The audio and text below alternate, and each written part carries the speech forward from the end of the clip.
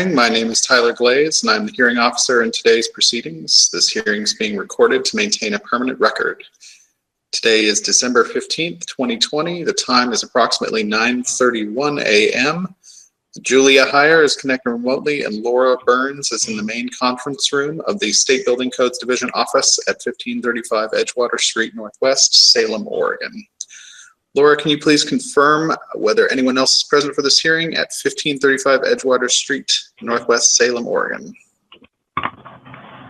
Alana Cox, acting administrator, is here. All right. And Melissa Stiles from BCD as well. Perfect. And there are others present virtually via telephone and GoToMeeting. This is the time and place set for a public rulemaking hearing to take public comment on the adoption of OAR 918-098-4002. Notice for today's hearing was filed with the Secretary of State on November 13th, 2020, and was published in the December 2020 Oregon Bulletin. This hearing will be conducted according to the Oregon Administrative Procedures Act, ORS Chapter 183, and the Attorney General's Model Rules. The division will review issues raised during the public hearing and will consider all written comments and oral submissions. No responses to questions will be made at this time. In addition to the opportunity to present oral comments at this hearing, anyone may submit written comments until Monday, December 21st, 2020 at 5:00 p.m., which is the close of the public comment period. No other public comments or exhibits will be accepted after this date unless the division extends the public comment period for everyone. Before beginning your testimony, please state your name, address, and affiliation with an organization, if any, for the record, please. If you have any written statements, please email them to the rulescoordinator.bcd@oregon.gov. That's rulescoordinator.bcd@oregon.gov, so they may be properly marked as exhibits and made part of the record. I will begin taking public comments now. I believe first we have Chad Hawkins, Assistant Chief Deputy Fire and Life Safety Division from the the Office of the State Fire Marshal. Good morning, and thank you everyone for the opportunity to provide public input. So for the record, as stated, my name is Chad Hawkins, Assistant Chief Deputy State Fire Marshal of the Fire and Life Safety Division within the Oregon Office of State Fire Marshal. As I said, I appreciate the opportunity to address the issue facing Oregon as a result of the devastating 2020 Oregon wildfires and the prolonged effects of COVID-19. We, as OSFM and the Oregon Fire Service, hope to provide input that may further help out not only the current recovery effort and rebuilding efforts within Oregon, but address the key fire and life safety considerations and the continued structural resiliency needed in preparing for future disasters. As such, OSFM is committed to the safety of all Oregonians, as our mission is to protect people, property, and the environment from fire and hazardous materials. The office carries out these duties through prevention education, Oregon Fire Code adoption and enforcement, preparedness and response activities, and strong partnerships with the Oregon Fire Service. OSFM supports the current building codes as they are. As property owners begin the process of rebuilding in areas impacted by the wildfires, the focus is on standards to which these structures should be rebuilt. The pathway for residents to rebuild is through the construction standards currently established and adopted in the 2017 Oregon Residential Specialty Code, which OSFM and the Fire Service support. As stated by the International Code Council, building codes are a crucial element to disaster recovery. In an ICC news release, October 17, 2018, post-Hurricane Michael, ICC states, modern, regularly updated building codes are the key to preparing for and recovering quickly from a disaster. Studies consistently show that the addition and implementation of current building codes is one of the nation's strongest defenses against natural disasters and is a cost-effective way of protecting for what many is their most important investment, their home or business. The International Residential Code is updated every 3 years and is utilized as a foundational document for the ORSC. This normal evaluation and maintenance of the code provides the opportunity to update fire and life safety provisions, construction standards, energy efficiencies, technology enhancements, and building science advancements, amongst numerous others. As codes are updated, opportunities to close those gaps in construction standards are identified, and through a thorough vetting process, a code change is made to prevent future loss. Some of the advancements in the 2017 ORSC standards have been seismic stability, wind resistance, some fire resistant materials, and others improving upon older code standards. In addition, not only do these updated code provisions help improve resident safety, they also address firefighter safety to improve the firefighter's ability to extinguish fires efficiently, effectively, and effect a rescue if possible in the event of an unforeseen emergency. By today's code standards, there are many ways to rebuild safer, stronger, and smarter structures, which are more resilient to wildfires and other natural hazards, and OSFM supports rebuilding to the current code standard. As we begin the rebuilding phase with the wildfire recovery areas, many expect it'll take a number of years for the rehabilitation and restoration process to be successful. Of the utmost importance throughout this endeavor is collaboration, commitment amongst all entities involved with the rebuilding process, and OSFM has been working diligently with BCD and the Oregon Fire Service to address these rebuilding efforts as shortly after the many fires were extinguished. OSFM, in conjunction with the Oregon Fire Service, stand ready to partner with state and local building code officials to get Oregonians back into their homes. Thank you. All right, thank you, Mr. Hawkins. I believe next up we have Ted Zook, the building official for Jackson County.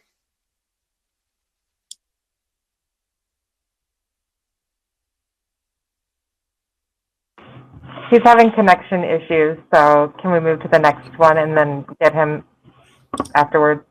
Absolutely. All right, next on the list, I believe we have Roger Johnson from the Oregon Fire Chiefs Association.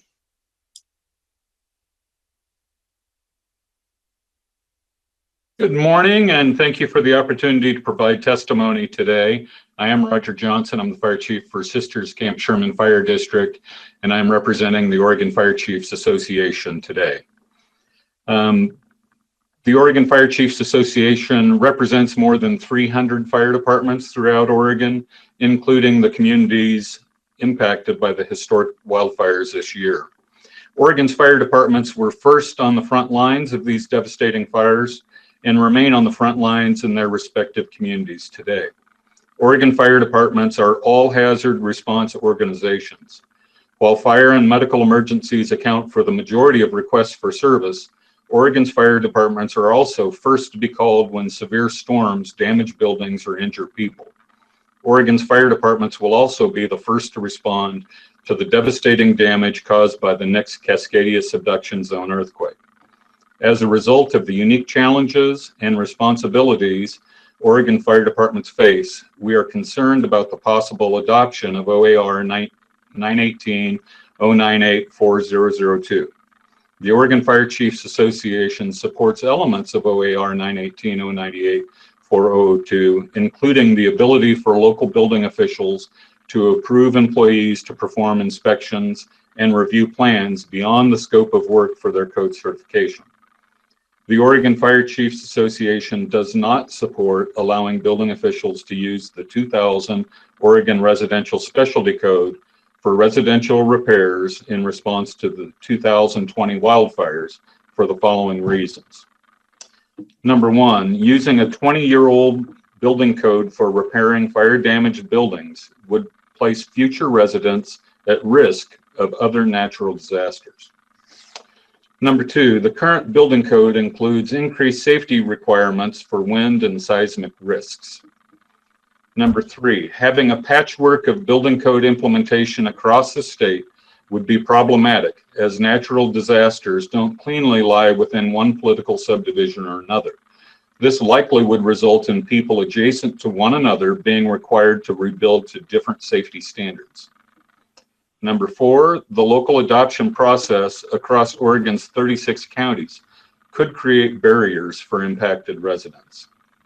And lastly, the Oregon Fire Chiefs Association is concerned about the precedent this change may set for future fires or other disasters, such as the Cascadia subduction zone earthquake. As a state, we should establish the expectation that current building codes enhance the safety and health of Oregonians, and deviations from current code will place residents at greater risk during future disasters. The Oregon Fire Chiefs Association and Oregon Fire Departments are committed to serving our communities to the best of our abilities. The Oregon Fire Chiefs Association supports repairs and rebuilding to the current building code. The Oregon Fire Chiefs Association also is willing to partner with BCD and other stakeholders on code-related issues to enhance the safety and preparedness of all Oregonians.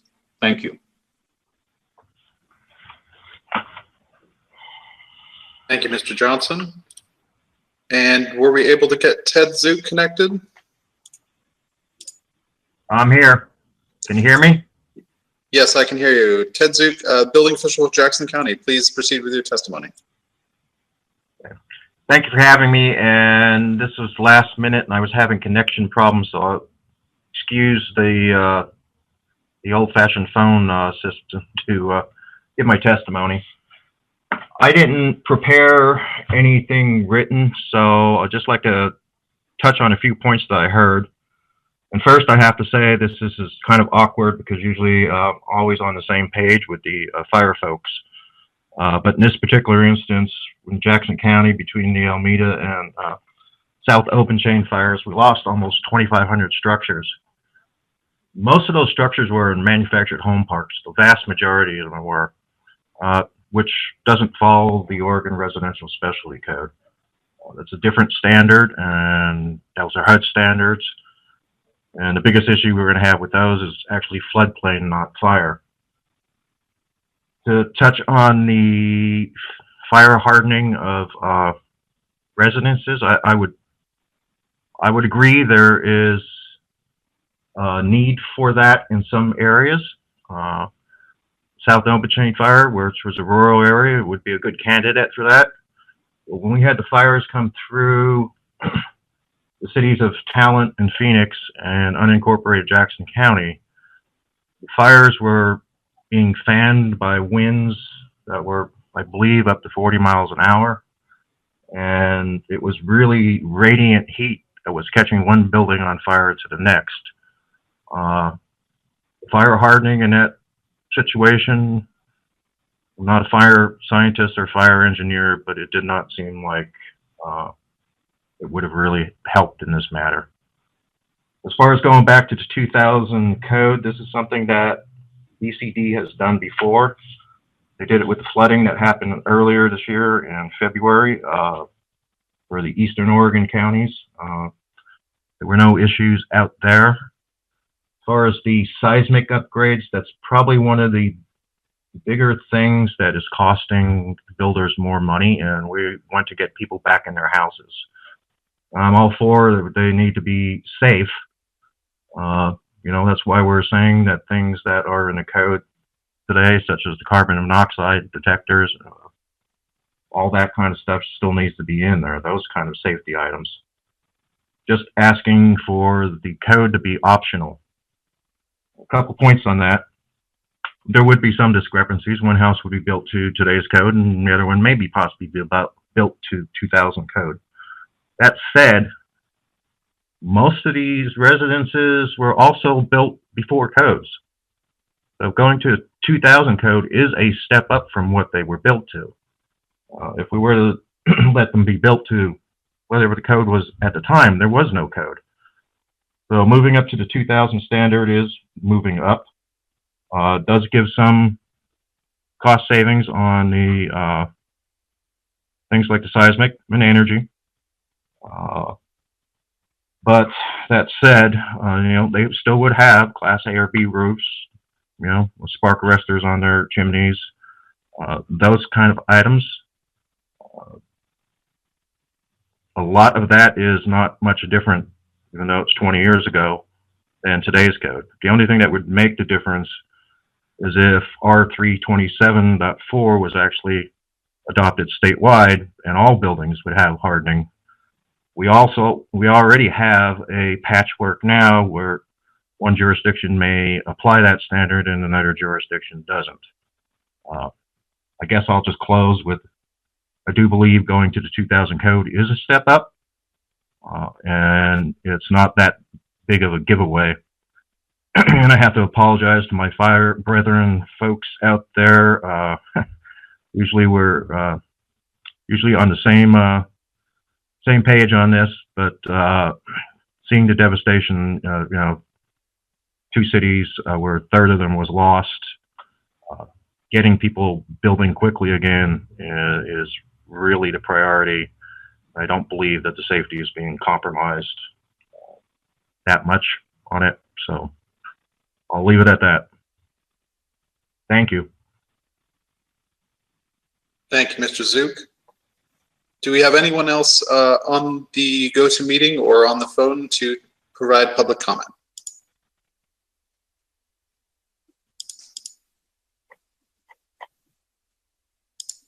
All right, hearing none. Thank you very much. Once again, written testimony will be accepted until this Monday, December 21st, 2020 at 5:00 p.m. No other comments or exhibits will be accepted after this date. The time is approximately 9:47 a.m. Thank you for attending today's hearing and providing comments, and this will conclude the public hearing.